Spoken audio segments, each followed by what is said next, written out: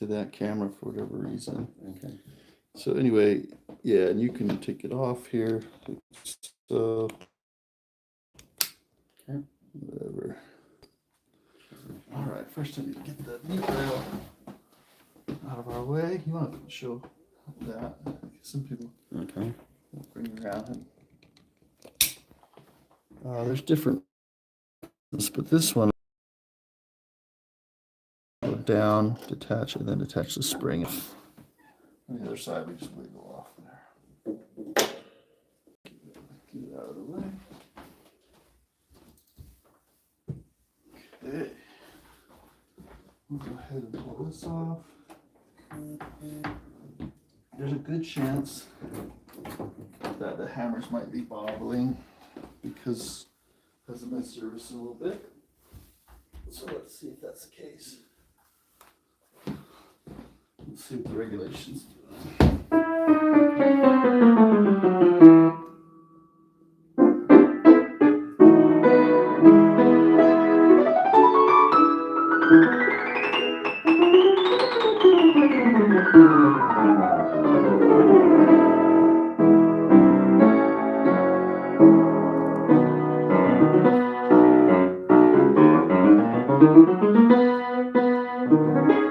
Well, the regulations are good. Someone has visited that. There's not even any wear from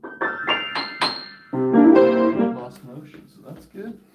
So we'll go straight to a pitch raise here. Tune it.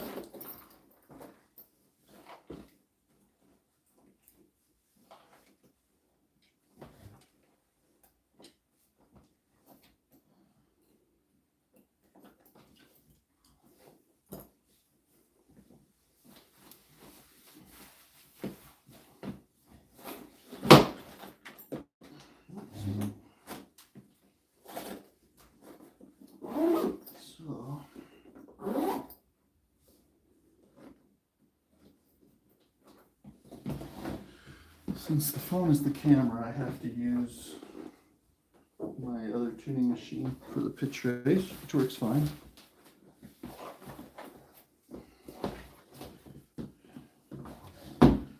We used your Tune Lab, but I've never used the Tune Lab pitch raise, so yeah, it's a little different. Slower, yeah, since I'm not used to it. So I imagine we're pretty flat. Go ahead and just strip meet the middle here.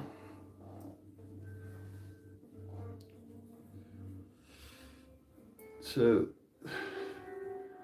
there's no more efficient way that I found to do to adjust the pitch in a coarse way like this, besides using a machine for it. It's definitely the best way. Okay.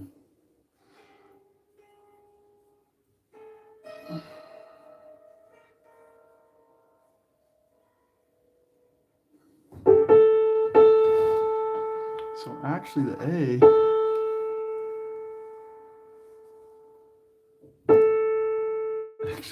is only 4 cents, but I'm gonna do it anyway. Because it's not very, just want to even things out or make sure that they're even.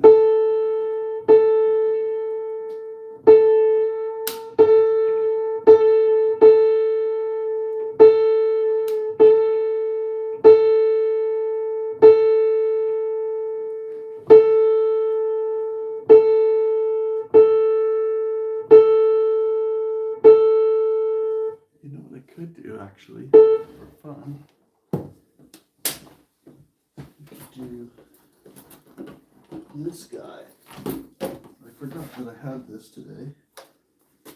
We could use piano scopes. Okay. Tools, which would be really informative and fun. Mm-hmm.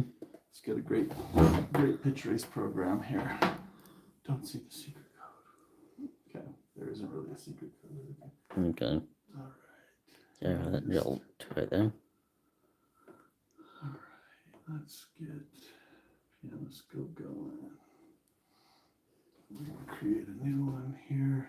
We're going to call it something brilliant like Yamaha B2. Mm-hmm. All right, we're gonna measure the harmonicity here. Here we go.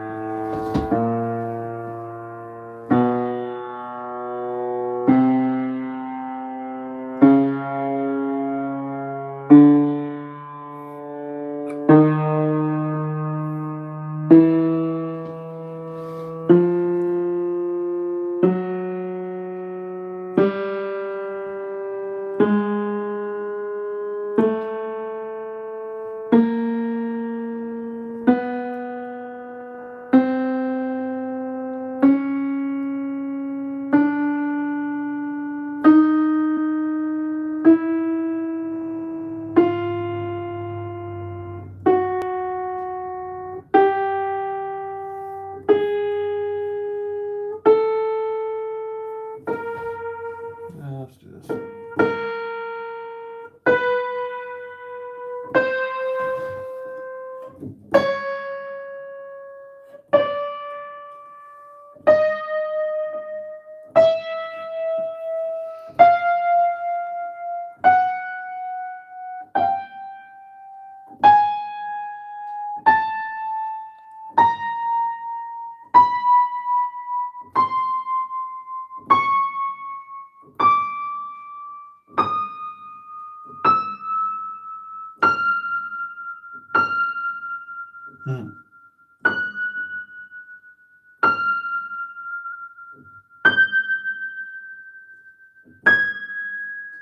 Your since you're so far out. It's got its work cut out for it.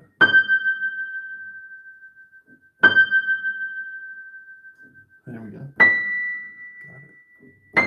Okay, we're only gonna go that far. Okay. Okay. We're gonna do done, and we're gonna say let's do a pitch raise. Okay. Yeah, and the highest bass bridge note is D3. All right, and the highest wound string is E3. There it is. Sure. First treble strut. Now, which side of it? The note below the first plate strut, so that'd be E5. All right. Second plate strut. We don't have one. Okay, continue. Let's limit it to 15 cents. I don't think we'll need money cents. It's just the unisons are very, very out. Mm-hmm. Let's just do the same thing. We'll go 20 cents. Okay, that's great. Which all calculated profile? Wait, what? All right, let's do 30%. Oh wait, that's additional. No, we're just gonna go with the default.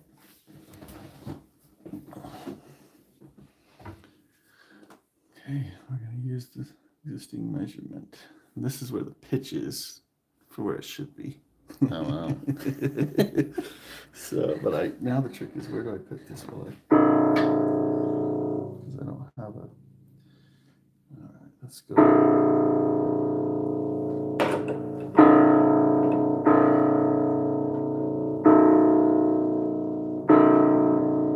Notice it's giving me a target about about 1 3/4 cents higher than 0.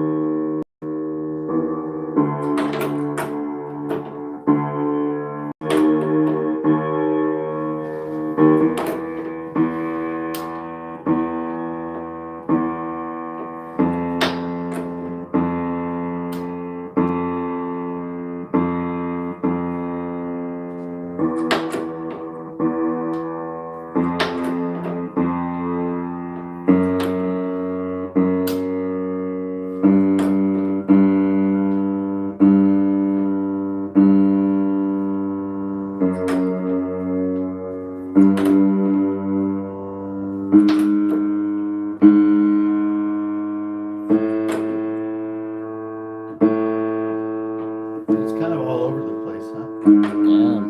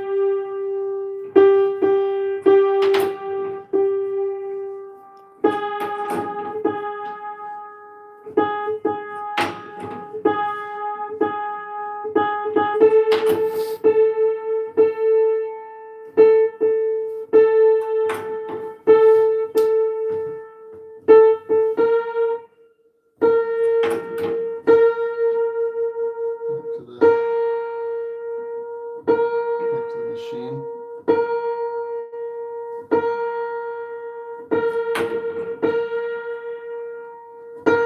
And then we just tune the Houston strings up roughly by ear, of course. So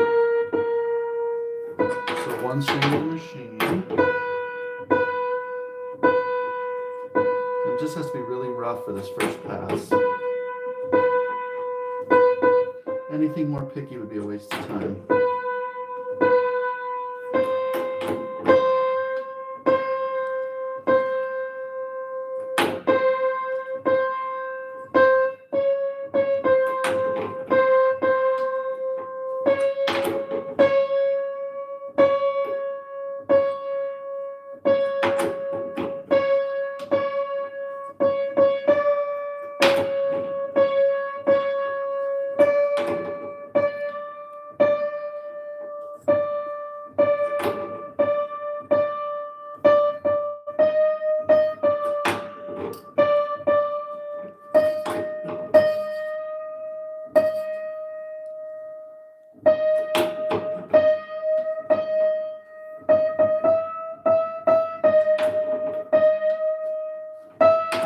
And for these on the ends, I mute between the left and the middle, and I listen to the right string.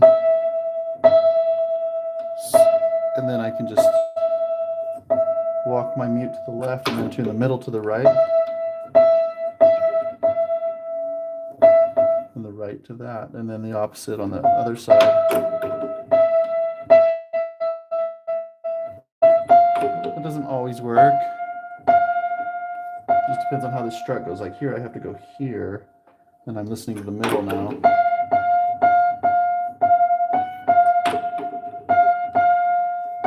Just little mute tricks. Those are always good to learn. Yeah, huh?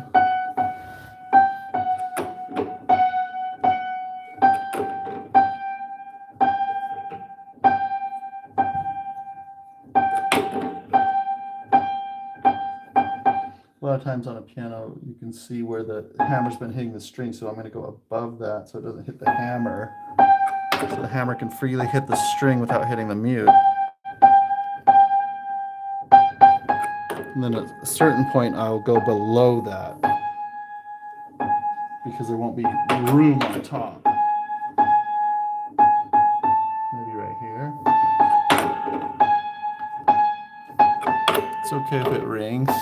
Sorry, Timothy, I'm still looking at the machine here for the first string.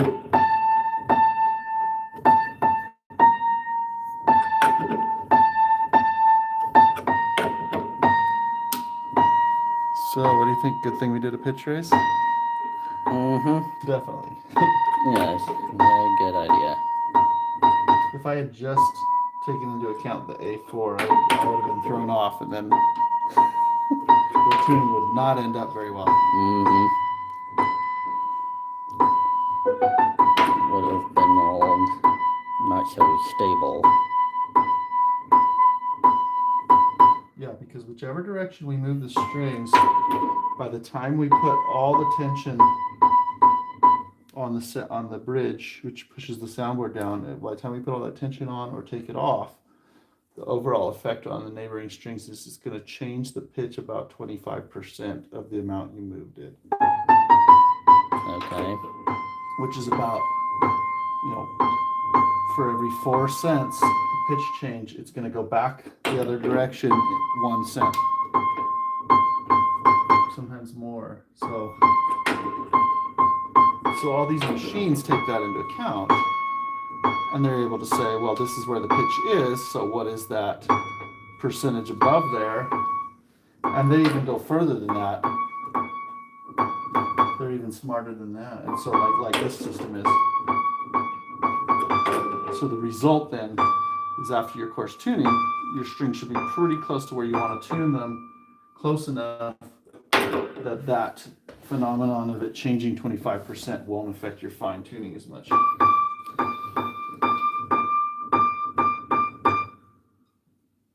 Right? Mm-hmm.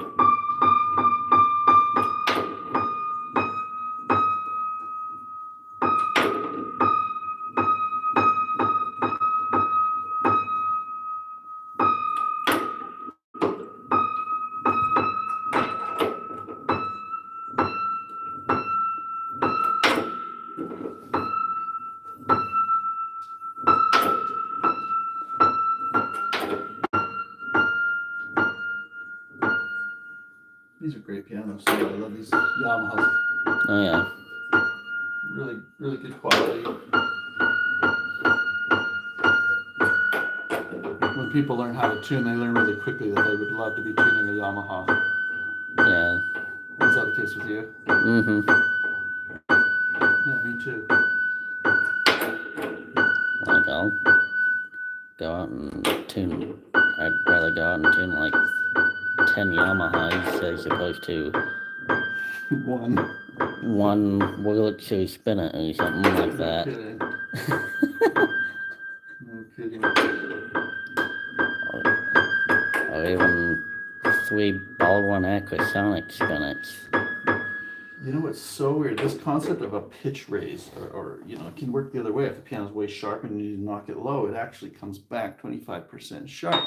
You've got to understand that to have a good tuning. For whatever reason, in my education, when I was starting to learn, I missed the concept of that I needed to pitch raise. And then I think someone made a comment, said, well, you're going to pitch raise that, right? I said, well, what does that mean and why? Uh-huh. I'm not sure how that happened. Sometimes I just completely miss things.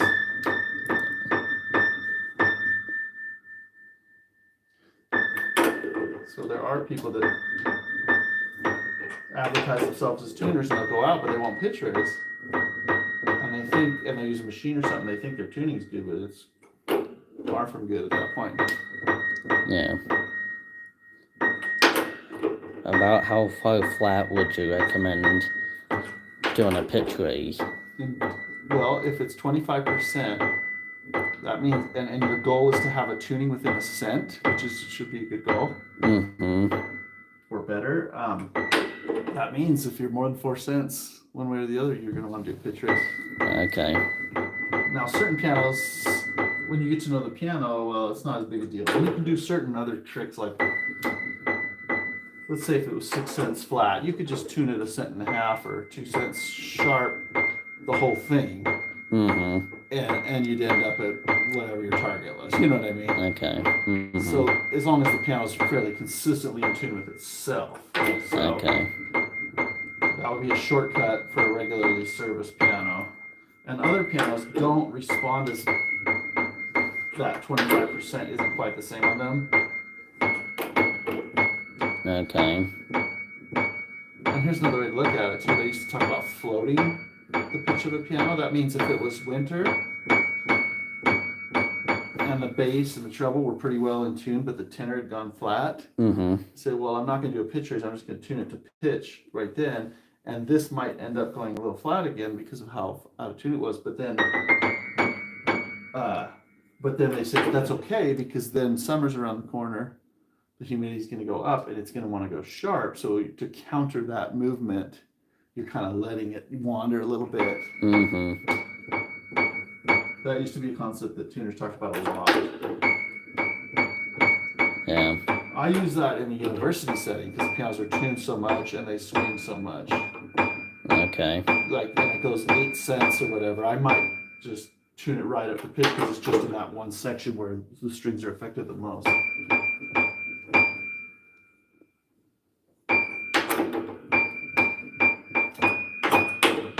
And so the strings are affected the most by humidity changes. The first plane wire is the worst. Okay. And then going up from there a little ways in the tenor, and then it kind of usually will even out. Usually on a Yamaha, this note will stay like perfectly in tune. Then on the other side of this, it'll be affected again right here and kind of curve up and then be fine. Oh. And it has to do with the tension that's on those strings and the mass and how they're affected by, the different tension that's on them will change the pitch to different degrees. And that's why the pitch raise apps will ask you, where's the, I better stop talking right now. The machine can't hear. That's why it'll ask. It wants to know, okay, where do you change from plain wire to this? Where does the bass section change from here to the tenor bridge? Okay. Where's this break? That's why it asks that, because you'll want maybe a greater percentage right here, here, and here. And the bass, you don't need as high a percentage because it doesn't move as much because it's towards the edge of the soundboard. It doesn't go up and down as much. Okay.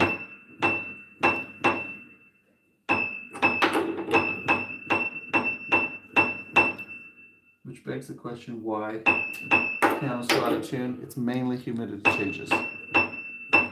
Now temperature changes will change it immediately because of the metal.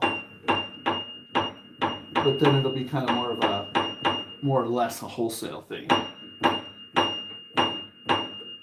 But where you see that pattern where the tenor is most affected, and then maybe here, that's all due to humidity changes, and the soundboard is basically breathing in and out. The wood provides more resistance as it swells against the strings. Tension goes up on the strings. They become more sharp. I know you know those 10 things for other people's benefit. Oh, I see. I'm learning all sorts of stuff here too. Yeah. But if you're tuning and the heater goes on, is blowing on strings, the pitch will change instantly, or even just hot lights on a stage, as much as 2, 3, 4, 5 cents. So if you really listen when you're tuning, you'll be frustrated because in certain settings you'll feel like you're chasing your tail, because you are. Yeah. That's why.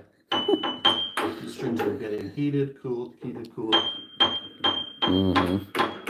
If you're tuning and the sun is on the bass strings, boy, try and close that window shade. Okay. And get a tuning where the conditions are as even as they'll be. It's about the best you can do. So we have this concept that a piano just gets tuned and then it's like, tune it and forget it, but it doesn't work that way. The tuning is changing moment to moment because of the environment. It's just usually to such a subtle degree that we don't notice. Oh yeah, it's like that wholesale idea. everything's changing, so a note to note ratio might be the same, and until the soundboard moves, then Yeah, theoretically, you heat a note up, it goes flat. If you heat a string up, it's going to go flat, and then it's going to cool off, and it'll go sharp again. But we have different lengths of string under different kinds of tension. So over a while, that catches up usually to where they don't all change evenly, and that's how it gets out of tune over time. More so than playing on it heavy. It's not really the playing. I mean, maybe initially it's the playing when the piano's not as stable, but if it's piano that's tuned all the time, it's not the playing so much that knocks out a tune, it's the environmental conditions. And then you play on it as things are changing, and that knocks things out of tune. Okay. Okay, there's our pitch race done. So, piano scope helped us out there. And now we're gonna go by ear. No, I lied. I want to do the temperament. I'm gonna pull that right back out to tune the temperament with piano scope, since it already has the information on this piano. And then we'll tune the octaves by ear from there. And the unisons, of course, as we go.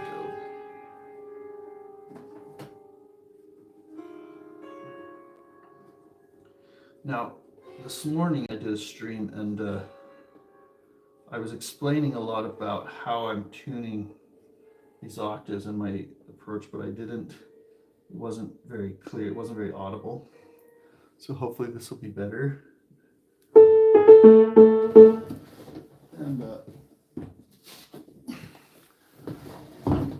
And I'll show you what I mean once we get into it. All right, let's go back to our tuning. Let's see here.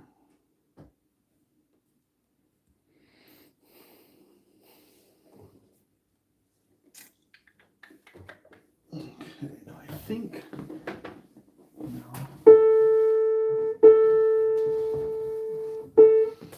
Let's see, I forget how to turn off the pitch raise function on this end. There we go. Now we're doing a fine tuning mode here.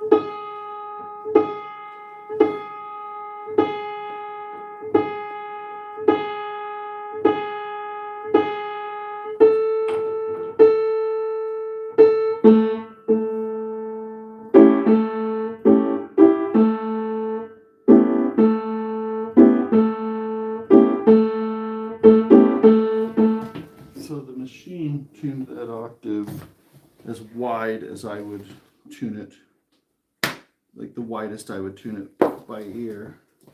So I may rein it in just a bit on this piano. But let's see here.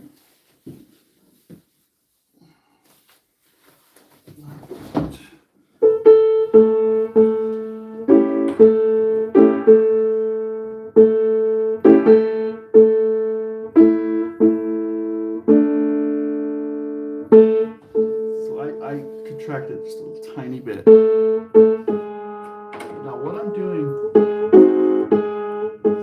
doing here is I'm tuning this note.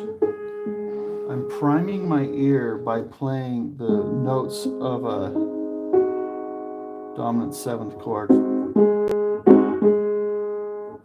All this is doing is priming my brain to hear, because all the overtone series are these notes, and the next one's going to be those pitch classes. So what I find is, if I want the octave to be stretched, to be really clean sounding and not much stretch at all, I'm just going to play the 5th and the 7th, and I just play it to prime my brain, and then I tune the octave till it doesn't sound like it's beating. So for instance,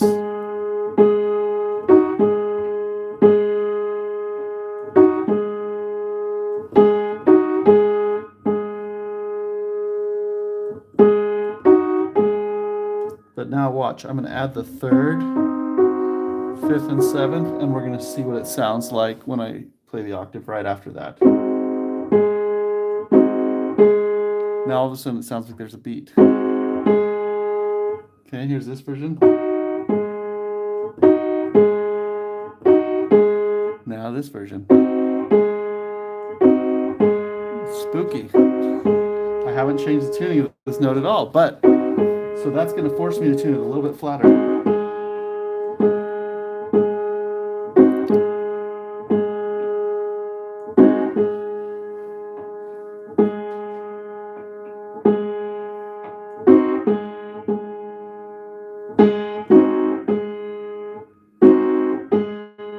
So now when I play the 3rd, 5th, and 7th, and then listen to the octave, it sounds pure.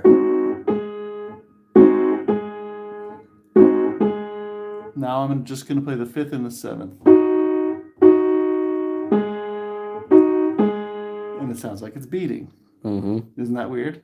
Yeah. Okay. It's priming our brain to focus on certain coincident partials between the two notes. Now, I'm going to add the 9th, which is going to be voiced as a 2nd here.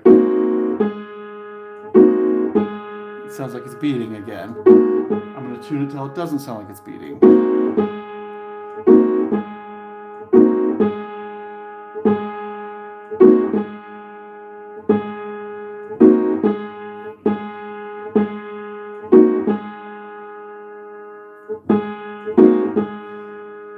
There, now it doesn't sound like it's beating right after that chord.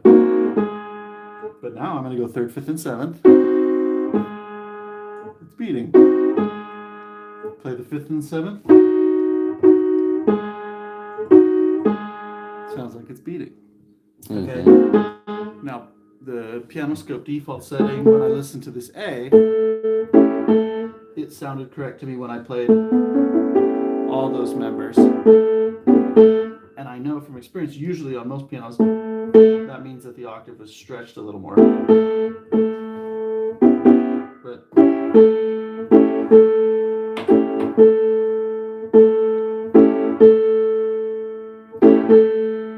so there I just played the 3rd, 5th, and 7th and tuned it. Now it had drifted back flat a little bit, so it sounded right with the 9th at first, but anyway. Okay. So that's all I do. I'm going to pick one. I'm going to pick 3rd, 5th, and 7th.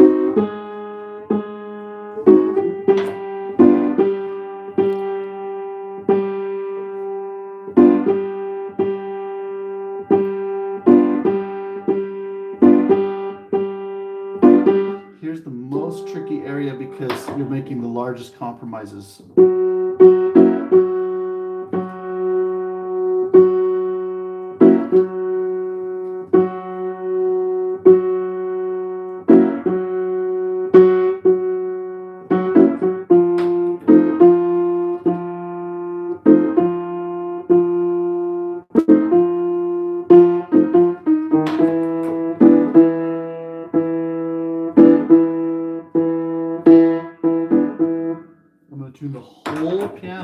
with this approach. If at any time I want to change what notes I'm playing just to stretch it a little differently because of what I'm hearing, I can do that. But I'm going to try just doing it all that way.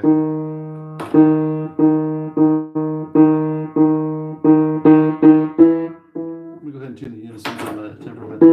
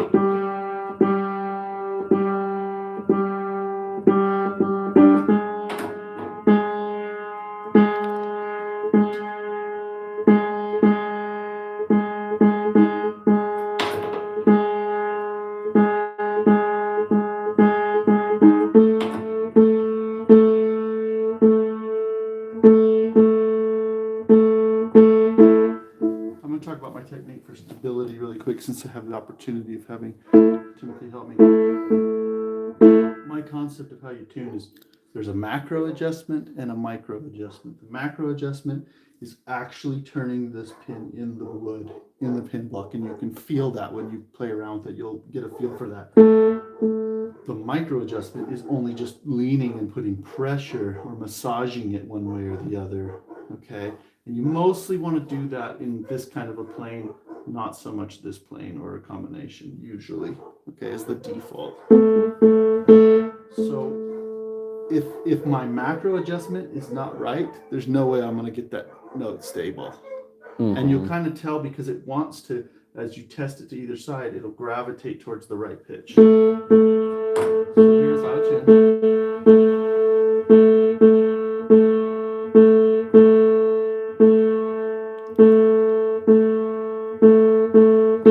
That one I didn't need to rotate the pin any different. I just massaged it and hit it, bumped it a little bit. So if you don't need to, don't.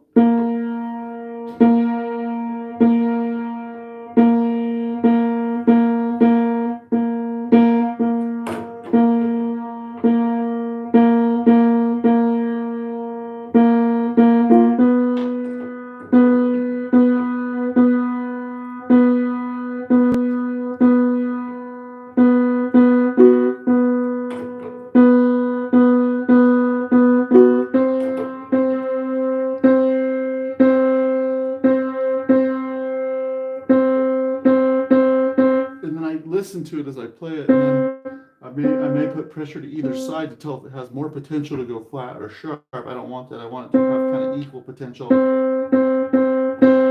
But I don't want to test it too much with too much pressure, or that will actually destabilize things.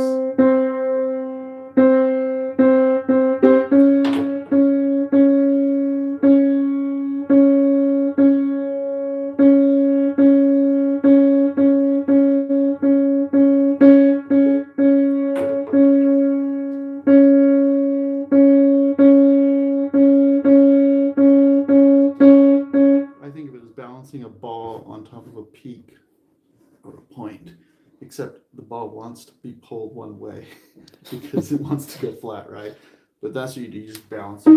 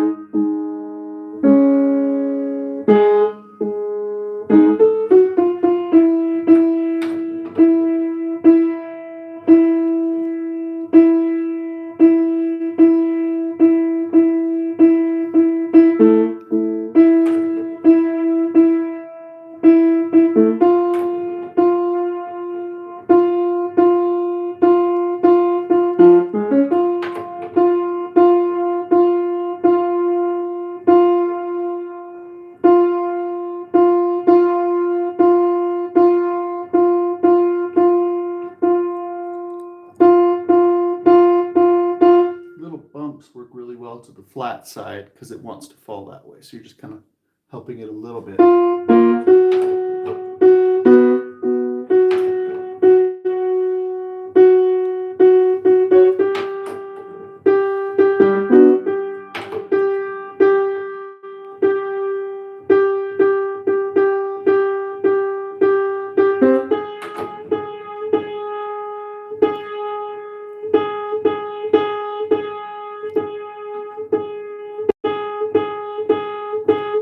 So when I couldn't balance it, it kept wanting to fall flat. So I actually moved the pin in the block just a tiny bit.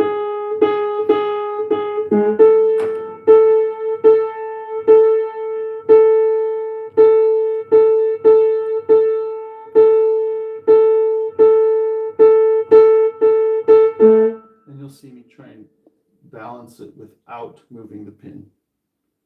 You know, turning it in the block. You'll see me doing that a lot. I'll just kind of reset it to the sharp side and try and get it to stick. I'm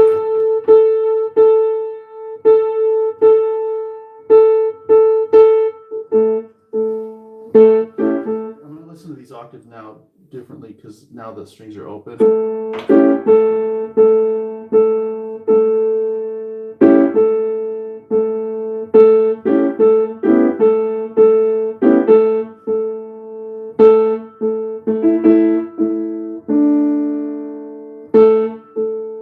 So on this piano, I actually am going to try, in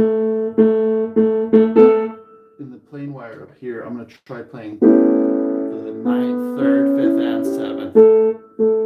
When I'm down here, though, I'm just going to, in the bass, I'm just going to play the 3rd, 5th, and 7th. Because it's sounding a little better to my ear.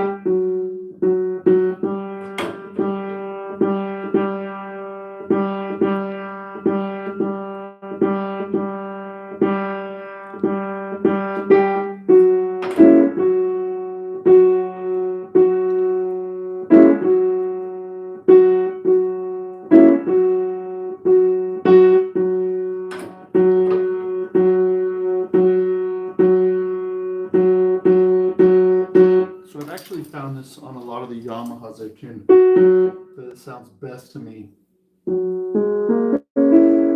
playing all the members of that 9th chord.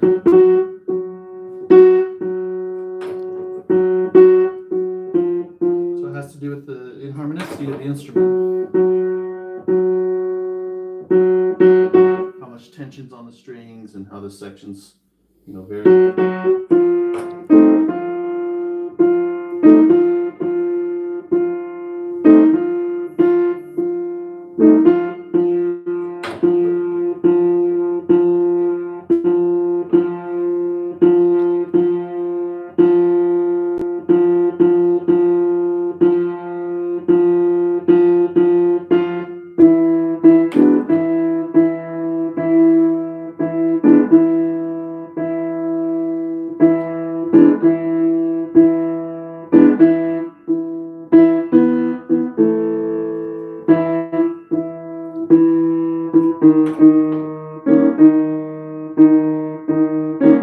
So here I'm switching to not play the 9th.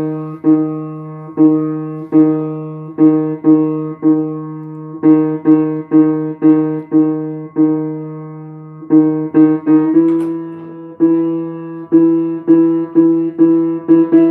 don't have to do that like on a Steinway D like I was tuning the other night. I don't need to do that. I just do the same thing across the whole piano. So maybe shorter pianos or maybe higher tension pianos, I don't know.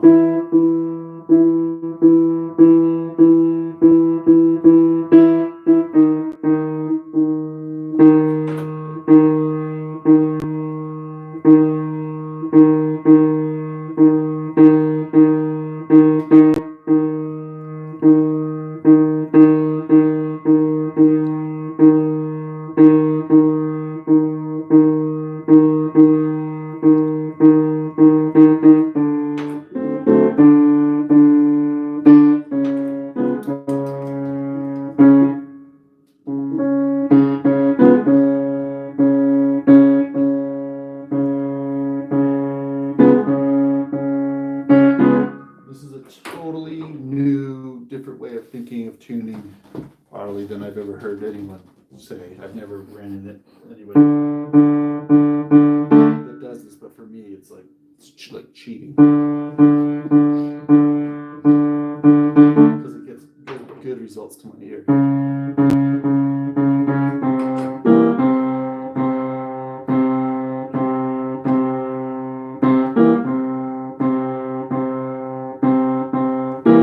But you have to be like 100% at tuning unisons, you know, to get to this point. Really, wouldn't you say, Timothy? Because otherwise, you're not going to hear those subtleties of the octave that it's slightly off.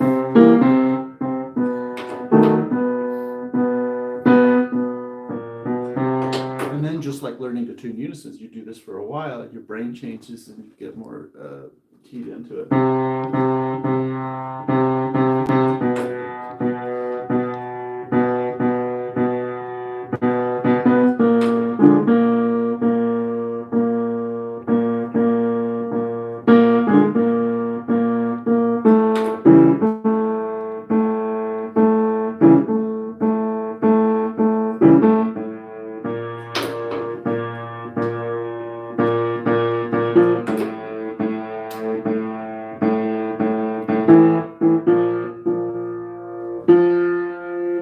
Some unison problems there.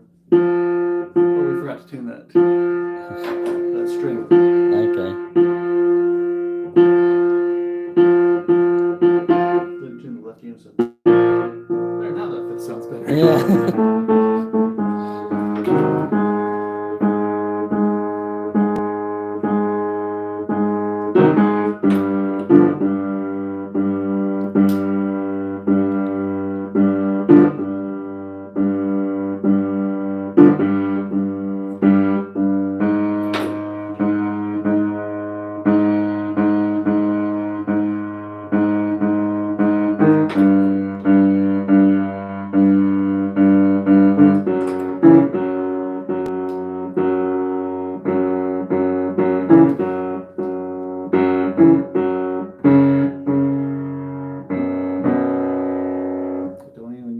Check the fifth and fourth if I'm feeling really on, because that one check does it.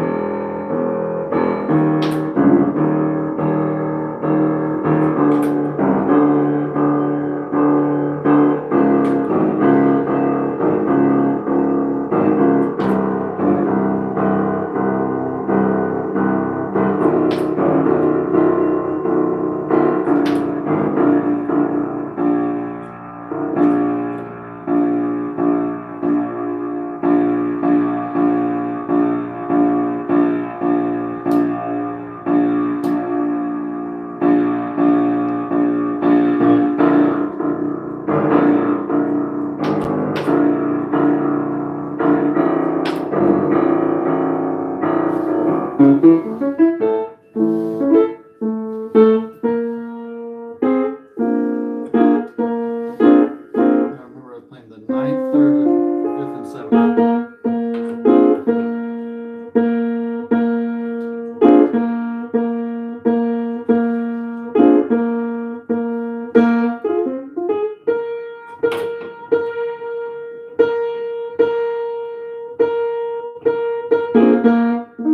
I don't think it pays to go really slowly with this and overthink it and over listen.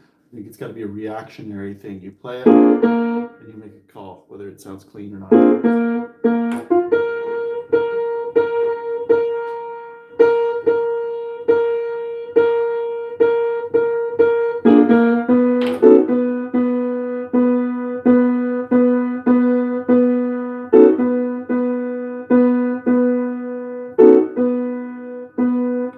Sometimes if you have issues, it's oftentimes you're hearing bleed through. So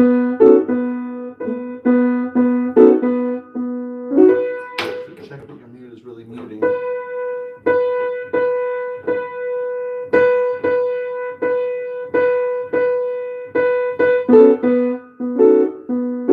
Beautiful, clear sound.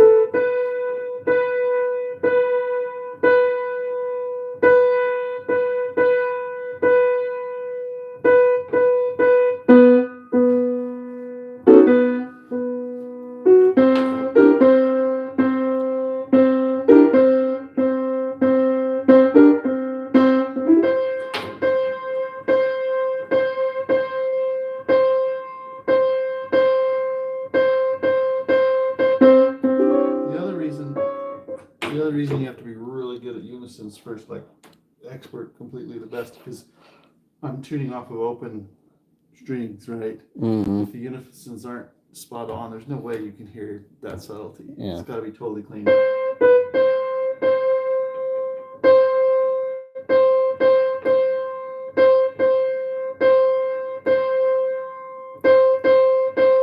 So now I'll be going along, if something's not right, I'm like, whoa, that unison's wandered. I can tell right away.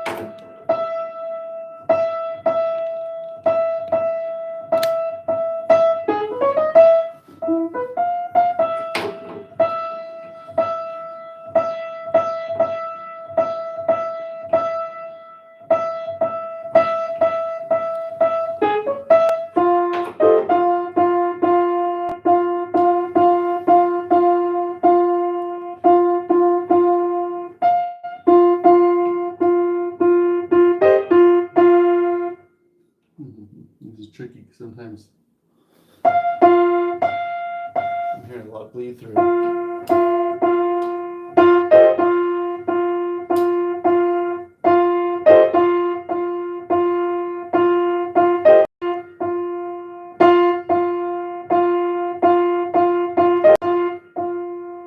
So you have to kind of tune out the background bleed through.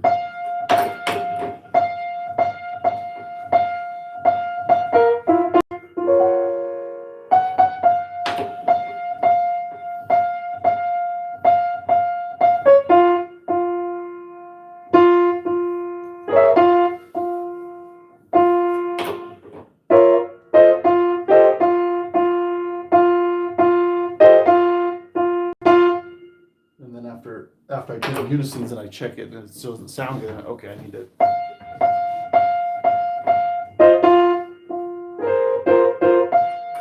But I eventually get it. Yep.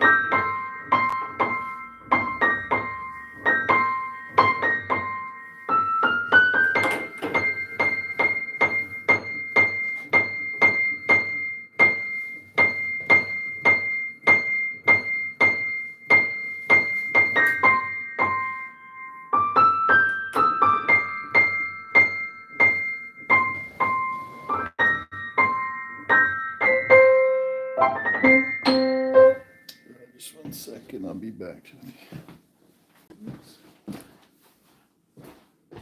Camilla? Is there any chance I could use the restroom? Sorry to bug you.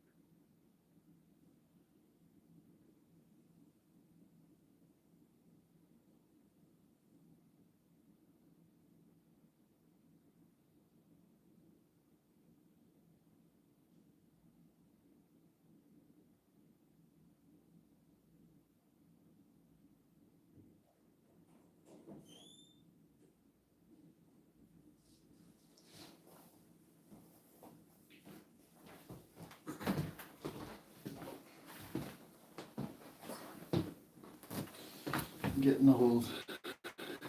Can't even make it to an appointment anymore. Having to-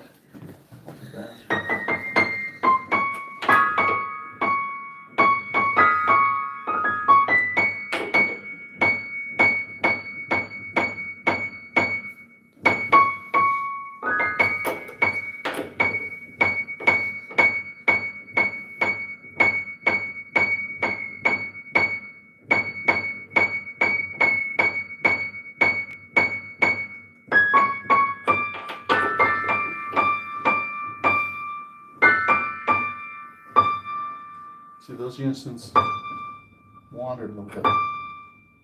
Just the one.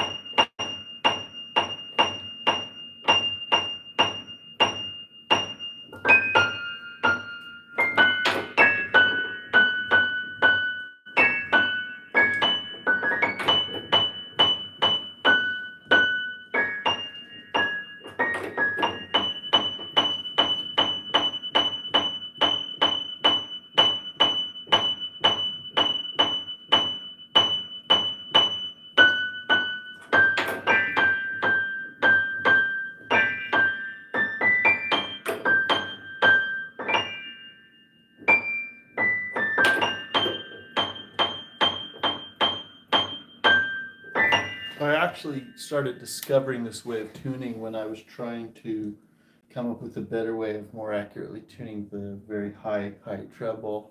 I started playing the just the fifth and the seventh, and that helped me kind of pick it out really well. And then I started experimenting with other things. I found, oh, high treble, low bass, middle, it works everywhere. Okay.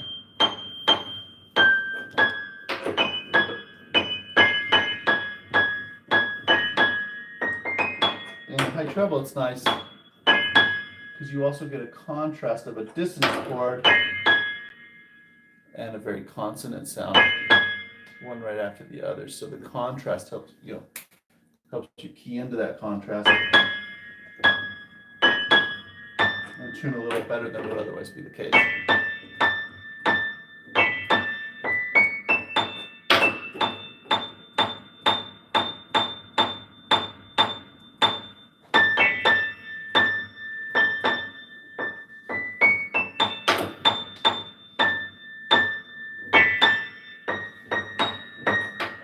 You hear your unisons going out there.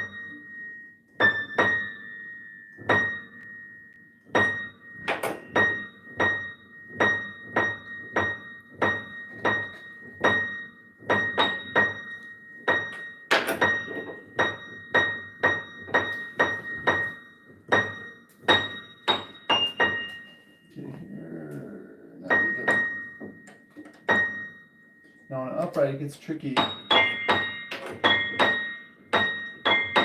being able to mute and play the chord on these last three notes. It's tricky.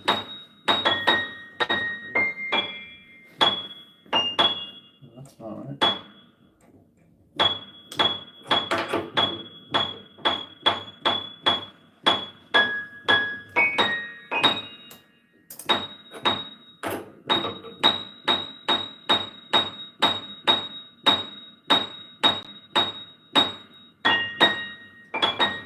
So maybe you just have to do without.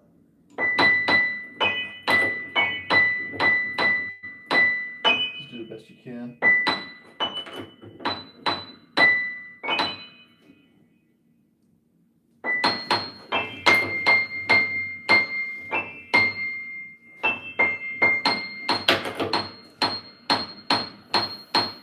Because usually on an upright, I tune on the last three, I put my mute between the left and the middle string, and I tune the right string of the last three, and then I walk my mute back to the left to tune the unisons off of those, and it works really smoothly. But it doesn't work well when you're trying to play a chord with this kind of mute. But it's okay.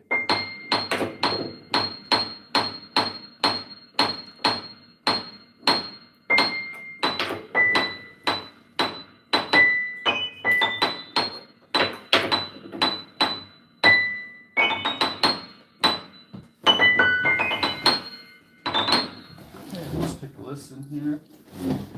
Actually, I want to adjust the pedals. They have not been adjusted much, so go ahead and take the bottom board off.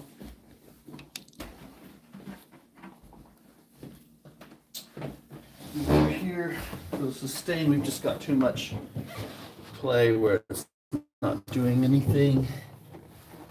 And so I'm just going to tighten this wing nut in this case. I want it to go down about 10 millimeters. This play is not going to be removed by I don't think that I'll tighten them. I think it's more in the pin, the difference in the size. Yeah, that was tight. That was a little bit loose. I don't think this will help that side-to-side play. Yeah, it's more just in the design of the part. It's a little tighter, but it still plays a little bit left to left. But I want about 10 millimeters of doing nothing, and then you feel it hit the dampers and lift them. So I'm okay with that. It's kind of making some noise. Let's see what's up with that.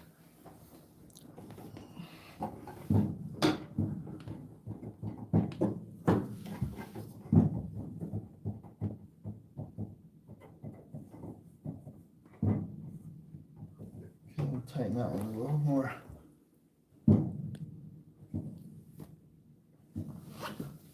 Yeah, that's good.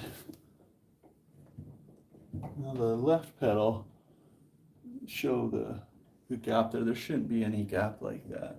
We're going to close up that gap by tightening this wing nut. I just put my thumb on the bolt and I tighten with my index finger to hold the bolt still. And then it'll close up that gap up there. You can watch it close up as I turn it. You see that part moving there. There. Now, see the white against the black there. We're not getting any. There. Virtually no movement there. And this guy's just loose right now because we need to connect it. But let's listen to the piano just in case I want to tweak any tuning before we reconnect that practice music.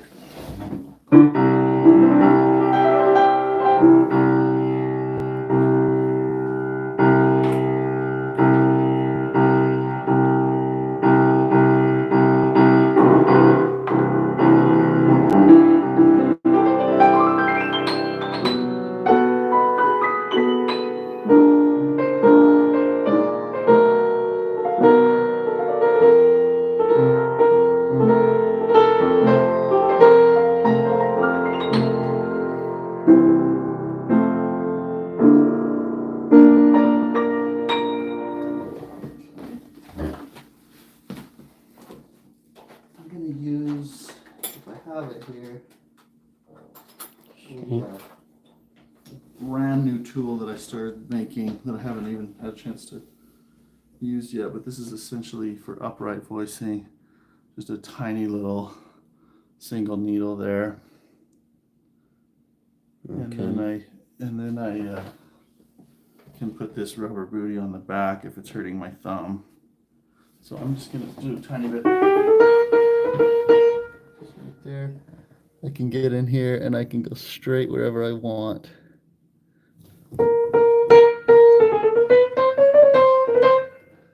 And on these hammers, I don't need to go in much, just a tiny bit.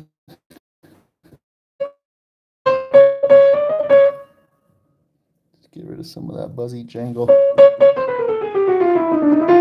Now some of the vibrations, because we don't have this. So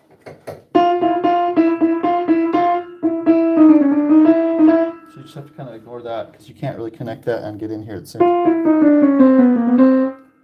So I'll just, if there's any notes that stick out, we'll just help help it sound smoother. I like it. I haven't tried it yet. You can buy these from me if you want. Just let me know. I had a batch made and haven't had them listed on the website, but I will. But you can contact me through the website,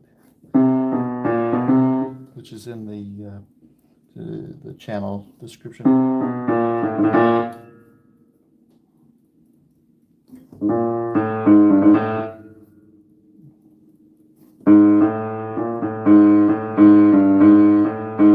Here's the difference between those two. Now this one seems stronger again because I knocked that one down.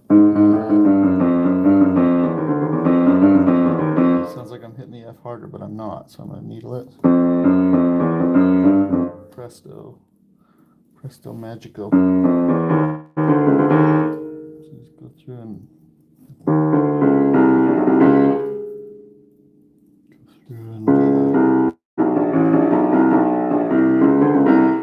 even it out.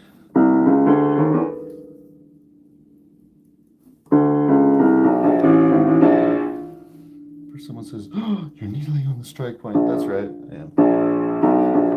That sounds better when I'm done. Those people would also be interested to know that Yamaha teaches when you have an individual note or string that's, they say if you had a 3-needle tool, they teach to go sideways and go right in over the right on the string groove. So people who tell you to never do that don't know what they're doing. Either that, that's maybe a blanket statement, but they're They're missing out. That's what's going on. They're missing out on an opportunity for their pianos to sound better.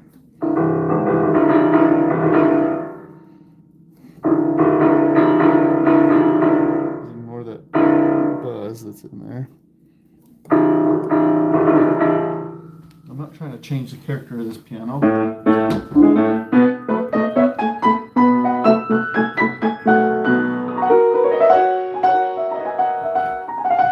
Just even it out a little bit while preserving the character of it.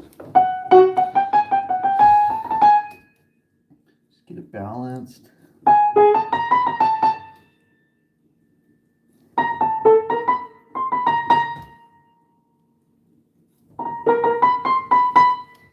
On this tool, you can change the needle out. It has a set screw, and you can loosen the screw and have a little Allen wrench I'll sell with it.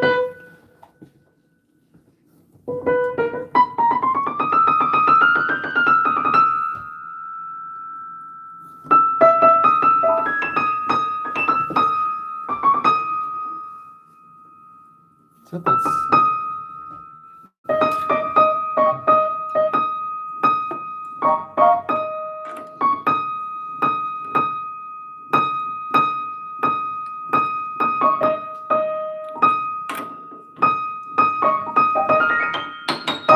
again, don't whine about false beats. Just do the best you can. Make them sound as good as you can.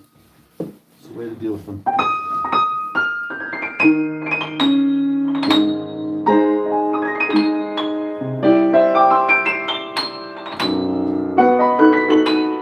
Now, I've got a lot of friction on the keys. When I hold it to one side and I move it up and down, it gets stuck. That's going to wear out the bushings if that's not addressed. So I'm going to lubricate those.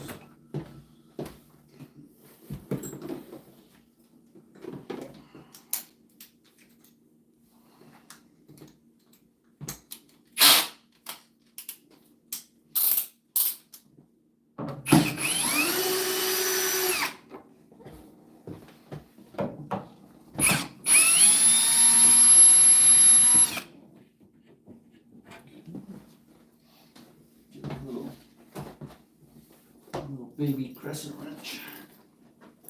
This is one of my favorite Yes. for these little lock nuts and things. These have like a washer so I don't lose it, and then they used to have like a clear plastic washer and a metal one, but it looks like now they've gone to just a metal one. I think this piano was made in Indonesia. I think that's what the J needs to be part of. So to lubricate the uprights, it's pretty easy. Just take that upstop rail off and fill your bottle.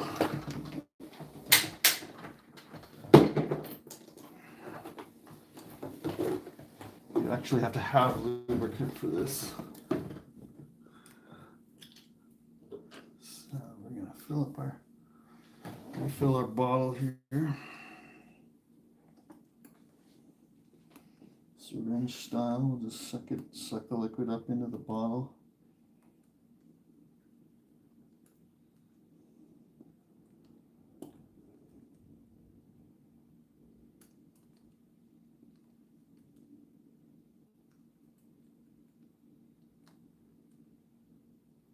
Takes a little bit of patience. It's time to meditate and breathe. Just relax. Enjoy the moment. All right. I get quite a lot. I've got it halfway full, but I'm going to go further. And just in case I use more.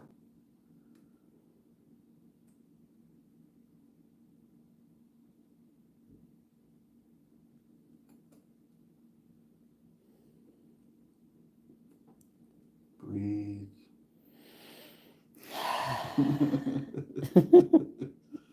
Doesn't that feel good? All right. Maybe we should have some Zen music going on right now. Yeah, that's okay. Cap on your bottle so it doesn't spill on the floor. Then I'm going to put a drop on each side of the balance rail pins, and it's just going to soak up in there. But this isn't where I was feeling the friction with my hand. That was on the front rail. So we'll hit that after this.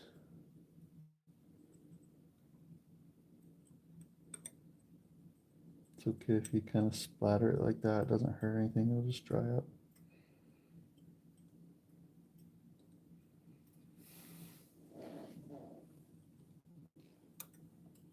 So this will save the life of bushings. Rebushing keys will not be in your vocabulary anymore for the pianos you maintain, unless you're talking about a repair job that someone else was taking care of the piano and they let this go. You keep up on this, your bushings will not wear out.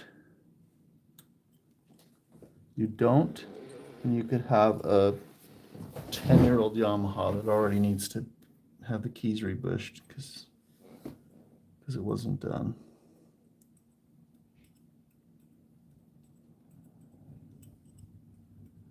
Okay.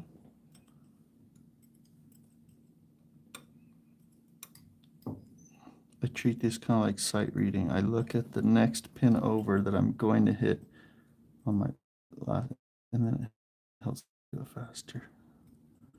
Just a little musician's trick, right? You read ahead on the page.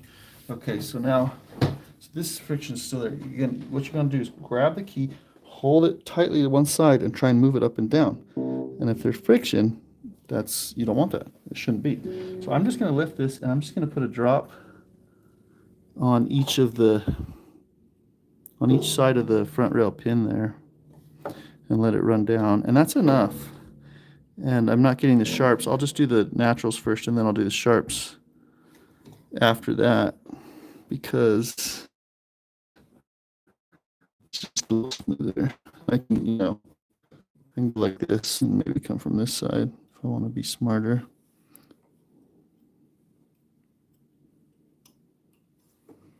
Just get each side.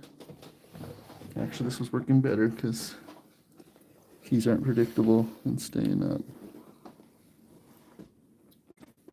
I'm not shoving these up really hard. Oops, right.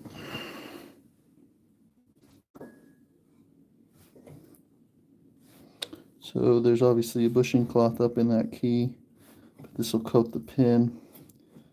And, it's not as much as like what I'll do on a grand, where I'll let the lubricant soak into the bushing. But that's okay. If you do this 2 or 3 times, sometimes you don't really have to do it again for a long time. So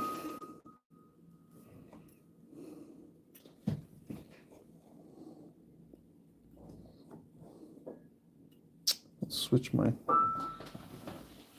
hands and sides. Go from the front here.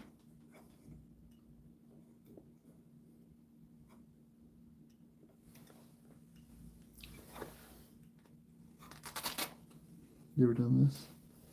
Aye. Wow, that's right. That maybe didn't help. Oh, to just blow it out? Just Just all blown out? maybe a little bit.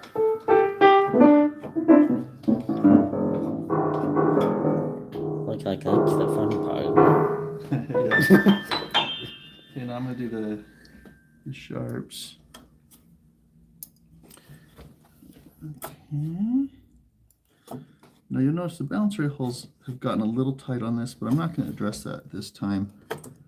If there's a specific issue related to it, then I'll worry about it. But they're not going to cause a key to stick, except sometimes on the sharps, if someone's doing fast repeated notes, they'll notice it being sluggish. But I don't think it's a major issue, just kind of a advisory kind of thing. not as big a deal as this. This is a money saver and piano saver. True piano saver. Okay.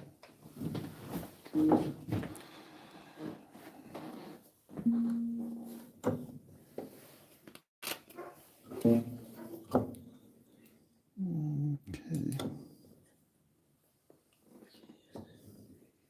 It's really in shadow down there, but there's a pin there, right? And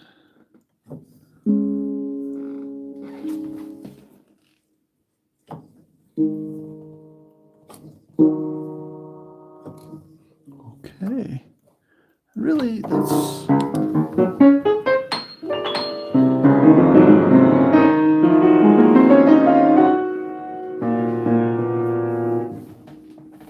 cap on. Sometimes you need to lubricate a capstan if it's squeaking, but that's the only reason.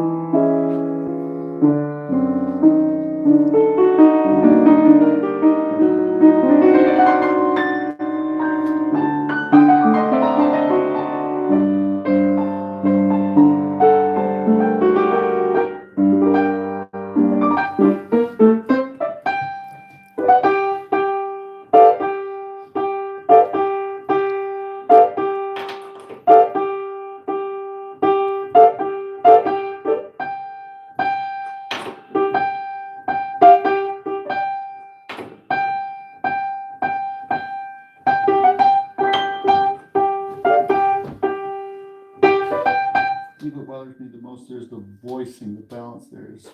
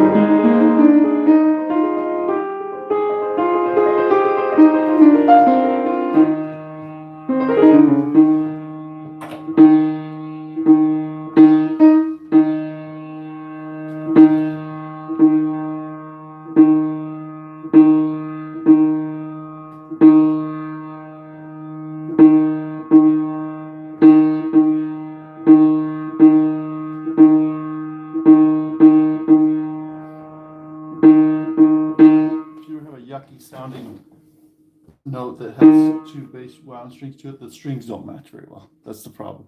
You're not going to fix it. It's not that you're a bad tuner. But knock it till it's definitely flat. I'll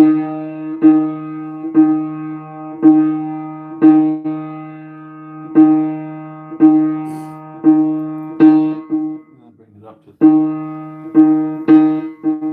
where it sounds good. And then just dismiss the fact that it doesn't sound as clean as every piano or every note in the world, because it's not going to.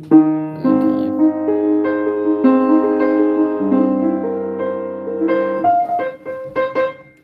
Sorry, I just keep getting interrupted.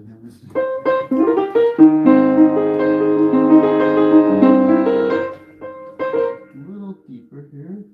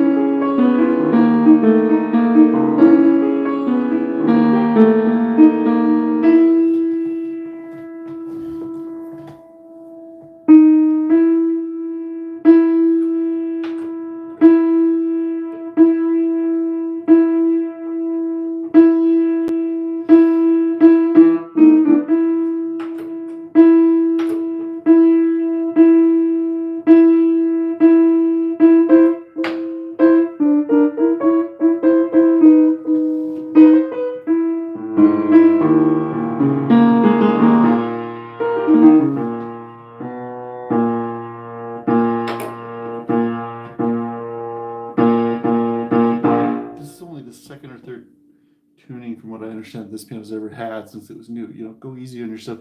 It's going to be more squirrely than a piano that's been tuned a few times.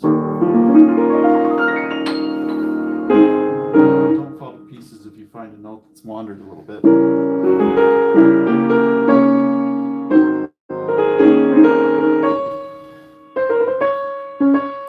Yeah, that's my experience as well.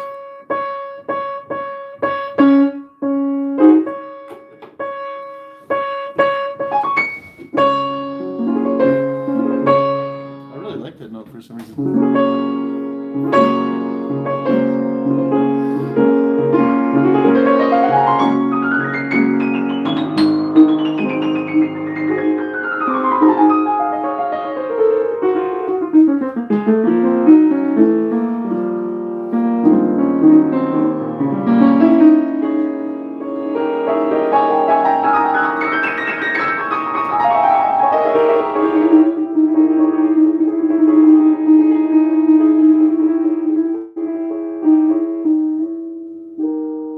Too many of those. Too much. That's okay. Never said I had time to practice. Uh-huh.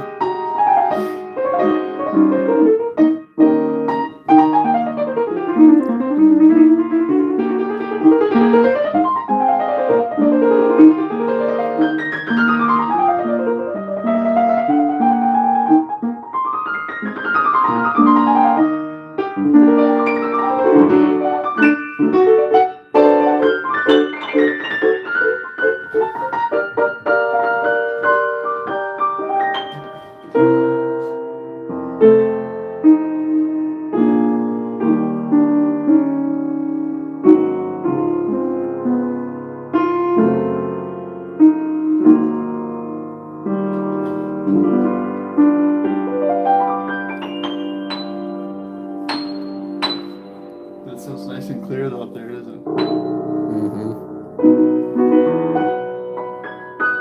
What's your reaction to the overall Sound of the tuning. Sounds great to me. Yeah.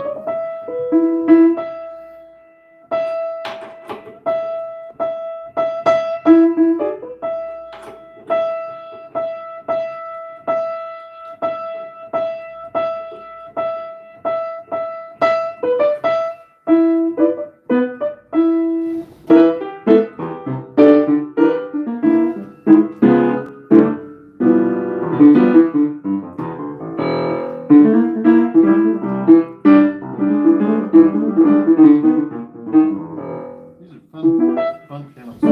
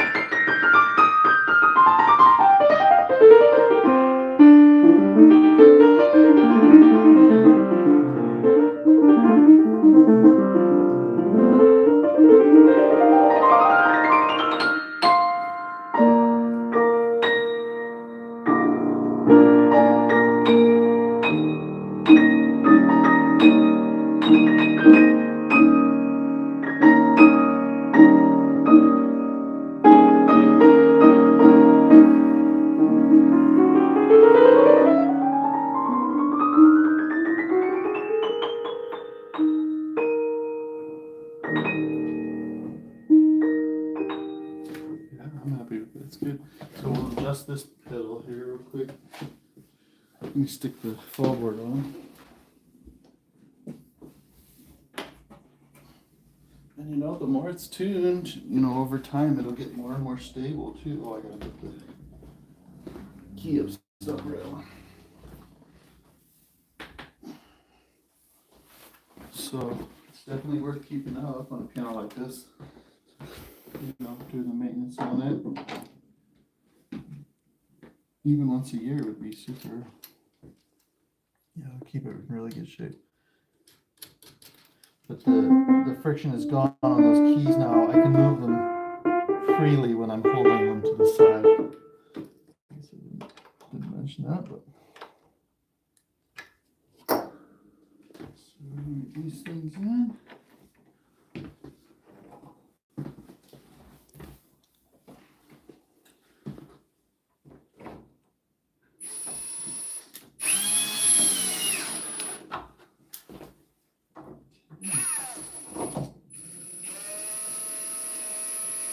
Don't worry, I know it's backwards. Trying to get in the old thread, right? There we go. Make sure it's not too low or anything. It's not holding, it is too low. Hey, good thing we checked. So the way I can tell is I'm pulling up on these keys and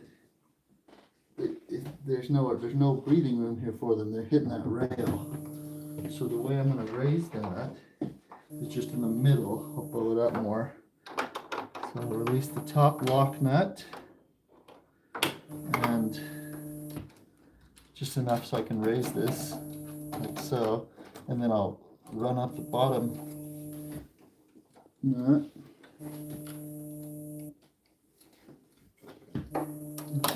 This is not a nut, it's like a post. I've never seen these, or if I have, I forgot. It's got a place for your wrench, but it's the whole bolt that you're moving with, like, you know what I mean? Mm-hmm. It's just shaped like that, and that way so I need to go up higher.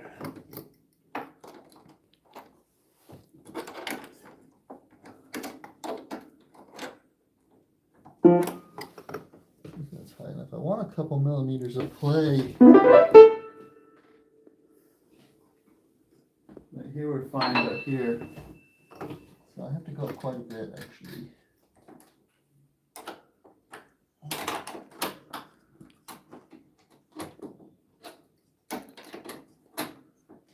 Even my baby wrench is too long for this one to get much of a turn on it. Mm-hmm. I have to pull out the old Patience again. Patience stick. All right, let's see if that's any better. There's a little more breathing room. Now I can pull those out. Told you the bounce rail holes were a little tight, but it's okay. I'm gonna go a little further. Like that.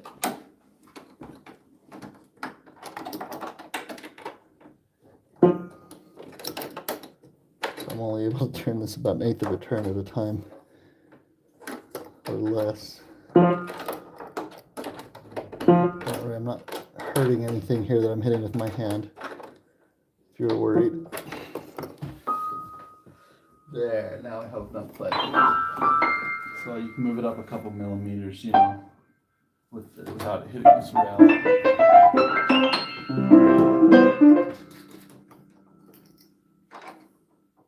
Just needs to have a little bit of freedom. This rail's just to keep the keys in place so they don't fly away. Because keys fly. Yeah. I've seen it. Okay. Especially if you're playing the flight of the Bumblebee. That's right.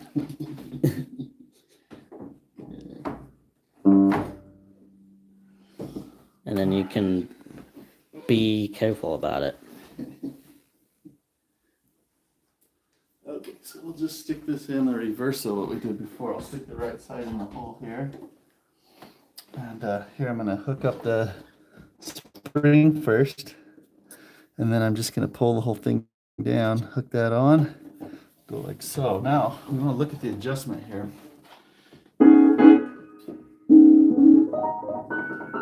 I actually like how far it's going down. If it goes down too far, first of all, you run the risk of it not clearing when it's up, right? And the hammers can rub, like if it's somewhere here, they can get caught a little bit or something. But also it makes a more clear tone. If it goes down further, I can't simulate that. Let's see. Then up here, you're going to get a real non-harmonious sound, right? Mm-hmm. But there, it's still clear. So the trick is to adjust it just so the hammer's just kissing the end of it, but definitely securely being muted all across. Mm-hmm. So now we just need to, so it's adjusted well. We just need to secure this lock nut. Some have two, some have one. Some have two on the bottom and nothing on the top. Okay. You know what? Let's remedy that. Surgery here. Let's see if we can do a little surgery here. I don't know that we want that. So I'm going to try and run this off of the threads. So someone did the best they knew how. But I'm guessing it wasn't intended to be that way originally. What we want is a lock nut on the top and the bottom. Okay. Now I'm going to spin this off. Maybe, if I'm going the right direction. I always forget because it might be reverse threaded. What is happening here? Is anything happening? Yeah, it's reverse threaded. Okay. As it should be. So the top one's reverse threaded so that when you spin it righty-tighty, it's closing both of them in. Mm-hmm. So it's kind of backwards of what you'd think to get this one off. And they're all kind of the same when you see them. They're all like that. It just takes a while to spit it off, so I was doubting myself. Okay, almost got it. Okay, now let's take our friend here. Now, I could be wrong actually, because look, these are two different gauge. Interesting. It is meant to be on the bottom. Do you see that? Mm-hmm. So the bolt on the top is a skinnier gauge than the bottom. So this nut was not meant to be there. They wanted an adjustment nut and a lock nut on the bottom, which is really rare. Usually you'll see one on the bottom, or one on the bottom and one on the top. I've never seen two on the bottom.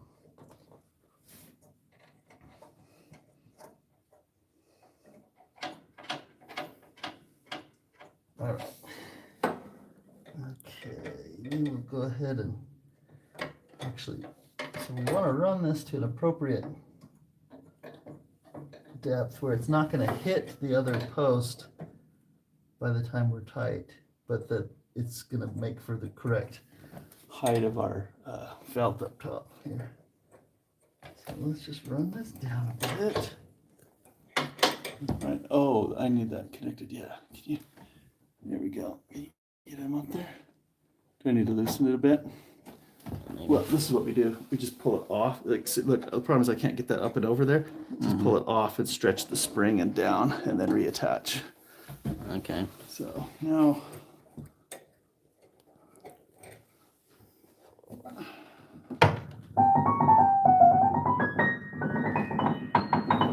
so I have it adjusted. It's coming down a little bit lower than it was, which I'll put it back to where we had it.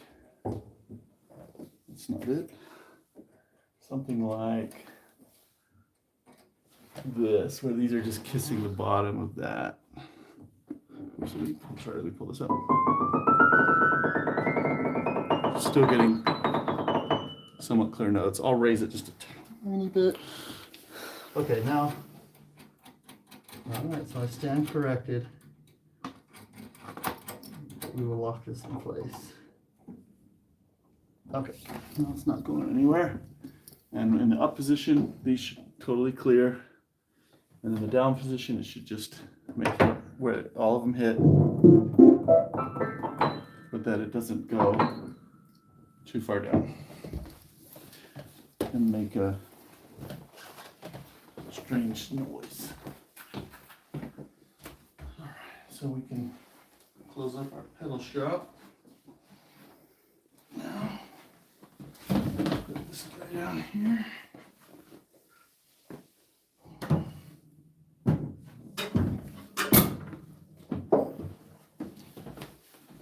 In place.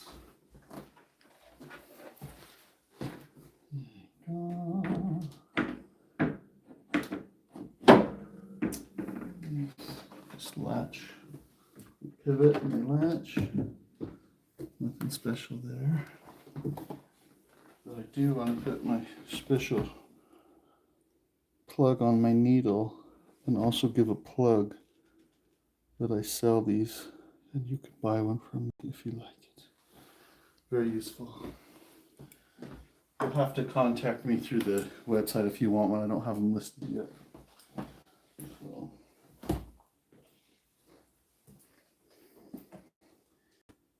Alright. So then, put my lubricant away. Drop it on the floor. That's important.